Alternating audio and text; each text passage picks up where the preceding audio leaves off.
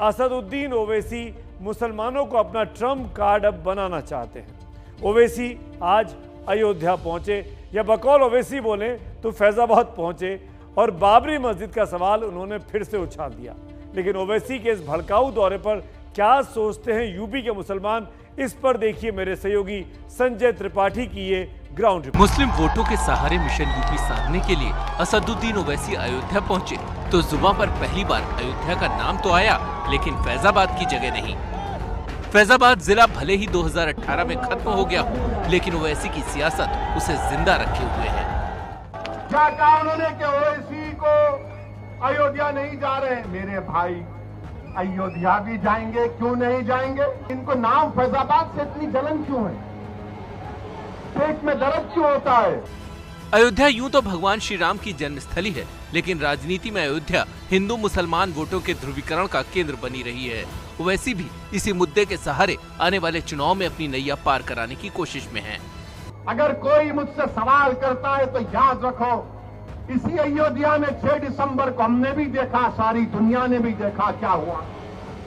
आज उसका जिक्र करने से डरते हैं सेकुलर पार्टी के लोग। ओवैसी जानते हैं कि जिस मुस्लिम वोट के सहारे वो यूपी के चुनावी रण में खम ठोक रहे हैं, उसका बड़ा हिस्सा समाजवादी पार्टी के साथ है। इसीलिए रुदौली की इस सभा में बीजेपी से ज्यादा उनके टारगेट पर अखिलेश यादव रहे। समाजवादी पार्टी के अखिलेश यादव ये कहते हैं कि ओवैसी की जबान से जो अल्फाज निकलते हैं वो बड़े कड़वे होते हैं। अखिलेश यादव आ जाओ रुदौली में, तुम एक तरफ मैं एक तरफ, इस जनता को बात करेंगे, बोलेंगे यूं तो ओवैसी दावा करते हैं कि वो मुस्लिमों को आगे बढ़ाने के लिए यूपी में आए हैं। वो खुद को समाजवादी पार्टी से अलग बता रहे हैं, लेकिन लखनऊ में उन्होंने बाहुबली अतीक अहमद और उनकी पत्नी शाइस्ता परवीन को अपनी पार्टी में शामिल कर लिया। ये वही अतीक अहमद हैं जो कभी अखिलेश की पार्टी का हिस्सा थे। अतीक अहमद को शामिल करने पर जब सवाल उठे तो ओवैसी ने बेतुका तर्क दे दिया। जिस किसी का नाम अतीक होगा, शहाब होगा, मुख्तार होगा, वो गैंगस्टर होगा, बाहुबली होगा। और जिसका नाम प्रज्ञा, अजय, कुलदीप, संगीत, सुरेश, कपिल होगा, वो क्या होगा? लोकप्रिय नेता होगा। गुरुवार तक ओवैसी यूपी में है, लेकिन जिन मुसलमानों के नाम पर इनका दौरा है वो क्या सोचते हैं?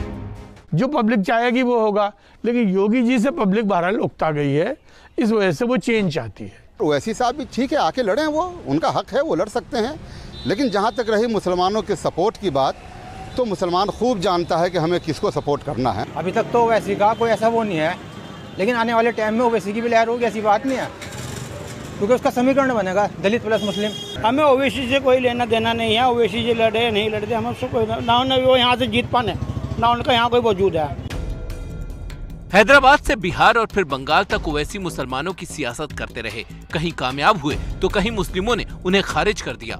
ओवैसी की सियासत का फॉर्मूला बिल्कुल सीधा है और वो इसे बदलना भी नहीं चाहते। आज भी हम हिंदू मुसलमान, जात पात, अगड़ा पिछड़ा, इस पर ही बहस करते रहते हैं। ये क्यों नहीं होता है कि वोट चाहिए, इसी पर होना चाहिए। वोट। यूपी की राजनीति में मुस्लिम वोट बहुत मायने रखता है। ऐसे में ओवैसी का स्टाइल अगर कुछ वोट काटने में कामयाब होता है तो ओवैसी को फायदा हो या ना हो, लेकिन सत्ता के समीकरण जरूर उलट पुलट हो सकते हैं। लखनऊ से रणबीर के साथ अयोध्या से संजय त्रिपाठी की रिपोर्ट। यूपी में ओवैसी की मौजूदगी ध्रुवीकरण कर सकती है, और ध्रुवीकरण से याद आया कि मुसलमानों के संदर्भ में एक शब्द और इस्तेमाल होता है, तुष्टीकरण। झारखंड विधानसभा में जब से नमाज पढ़ने के लिए कमरा अलग से दिए जाने वाली बात हुई है, तब से बीजेपी तुष्टीकरण की राजनीति का आरोप लगा रही है। लेकिन नमाज के लिए कमरे की मांग झारखंड से आगे अब यूपी और बिहार तक जा पहुंची है।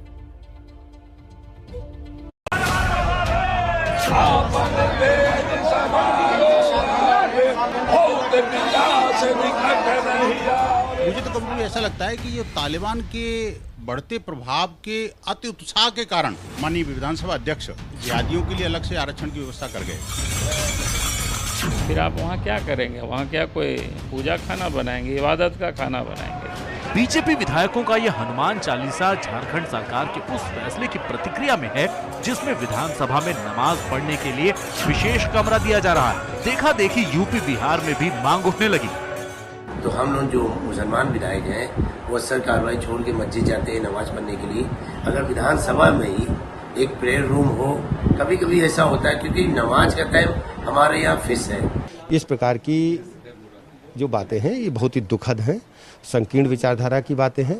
हमें सभी धर्मों का इज्जत सम्मान करना है, लेकिन इस प्रकार की बातें जहां पर देश की जनता के लिए कानून बनते हैं, भारतीय संविधान की चर्चा होती है, इस तरीके की चर्चा करना बिल्कुल ठीक बात नहीं।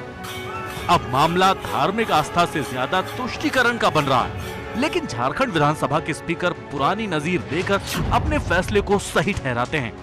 और ये कोई मायने नहीं दिया। हमारे पुराने विधानसभा में भी लोगों को नमाज अदा करने के लिए एक विशेष स्थान अलॉटेड था। एक विशेष स्थान पर सब लोग जुट करके अपना नमाज अदा करते थे। लोगों ने भी बोला कि शुक्रवार को सर कम समय के अंदर में हमको नमाज अदा करने के लिए बहुत दूर जाने पड़ता है, तो एक जगह हम लोगों को लगता है कि 25 साल बाद इतिहास खुद को दोहरा रहा है। कभी संसद में भी शुक्रवार की नमाज के लिए दोपहर बाद सदन बंद करने की मांग उठी थी, तब भी उसका विरोध हुआ था।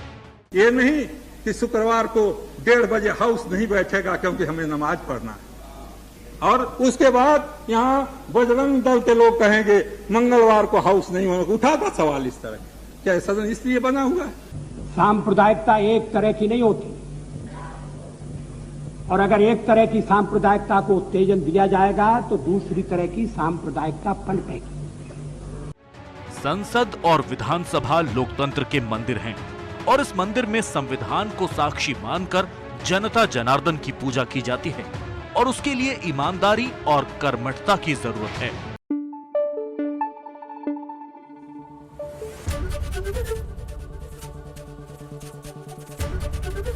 एबीपी न्यूज आपको रखे आगे।